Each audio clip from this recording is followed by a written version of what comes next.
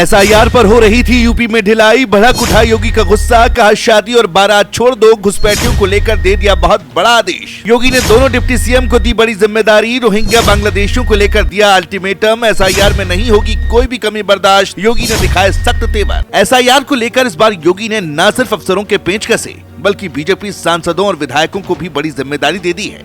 योगी ने दो टूक बीजेपी नेताओं को कहा है कि शादी बारात छोड़कर एसआईआर के काम में जुट जाएं। योगी का यह बयान आते ही हड़कंप मच गया है।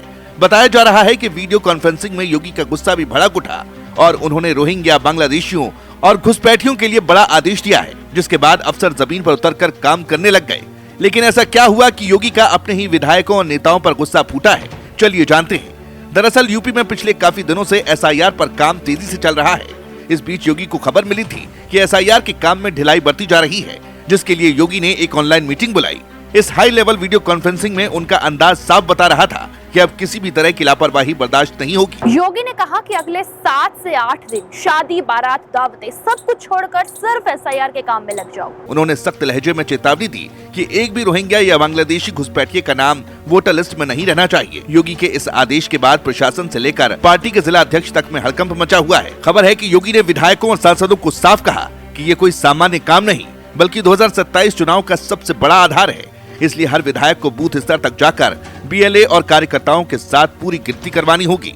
उन्होंने कहा कि मतदाताओं से अधिक गणना पत्र जमा कराएं और सुनिश्चित करें कि कोई फर्जी वोटर ना बचे। कई जिलों में धीमी गति पर योगी नाखुश दिखे, खासकर गाजियाबाद, गौतम बुद्ध नगर, लखनऊ, प्रयागराज और बलरामपुर जैसे प्रमुख जिलों पर उन्होंने खास नाराजगी जताई। योगी ने बताया कि कई जगहों पर 18 साल से कम उम्र के बच्चों के भी फर्जी प्रमाण पत्र लगाकर नाम जोड़ने की शिकायतें मिली हैं। उन्होंने जिला अधिकारियों को निर्देश दिया है कि ऐसे हर मामले की तुरंत जांच हो और दोषियों पर कड़ी कार्रवाई की जाए। योगी ने ये भी कहा कि अगर कहीं कोई दिक्कत आए तो सीधे डीएम या शासन को सूचित करें। ये पहला मौका है जब सीएम ने इतनी स्पष्ट चेतावनी देते हुए कहा कि चुनावी लिस्ट में किसी भी तरह की गड़बड़ी अब नहीं चलेगी। सिर्फ यही नहीं, योगी ने दोनों डिप्टी सीएम केशव प्रसाद मौर्य और ब्रजेश पाठक को अलग अलग 25-25 जिलों की कमान सौंप दी है। उन्होंने कहा कि प्रभारी मंत्री अपने जिलों में 100% एसआईआर कार्य पूरा कराएं। योगी ने पार्टी पदाधिकारियों को भी हिदायत दी कि फिलहाल सभी राजनीतिक अभियान रोक दिए जाएं और सिर्फ एसआईआर का काम किया जाए। पार्टी संगठन को भी साफ संदेश दिया गया कि अगर बूथ कार्यकर्ता नहीं पहुँच रहे हैं तो तुरंत बदलाव किया जाए। खबर तो ये भी है कि ये सब योगी ने विपक्ष के एसआईआर पर विरोध को लेकर कहा है। उन्होंने कहा कि विपक्ष एसआईआर का बाहरी तौर पर विरोध तो कर रहा है, लेकिन उनके कार्यकर्ता नीचे जाकर तेजी से नए वोटर बनवा रहे हैं।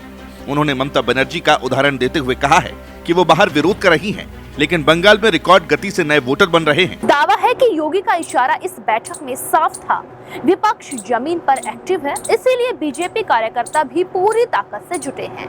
एसआईआर सिर्फ तकनीकी काम नहीं बल्कि चुनावी रणनीति का सबसे महत्वपूर्ण हिस्सा है। योगी आदित्यनाथ के इस आदेश के बाद यूपी में चुनावी तापमान अचानक बढ़ गया है। प्रशासन, संगठन और राजनीतिक हलकों में चर्चा है कि इस बार सीएम खुद मोर्चा संभाल चुके हैं और वोटर लिस्ट में किसी भी तरह की गड़बड़ी बिल्कुल बर्दाश्त नहीं की जाएगी। रोहिंग्या और बांग्लादेशी घुसपैठियों को लेकर दिया गया अल्टीमेटम अब एक सख्त अभियान का स्वरूप ले रहा है। योगी की ये रणनीति 2027 चुनाव से ठीक पहले बीजेपी के लिए एक बड़ा और निर्णायक कदम मानी जा रही है। यूपी में अब ये संदेश जा चुका है कि जो भी एसआईआर में लापरवाही करेगा वो सीधे सीएम की निगरानी में आएगा और इस बार ढिलाई की कोई गुंजाइश नहीं है। अब आगे क्या होगा ये देखने वाली बात होगी।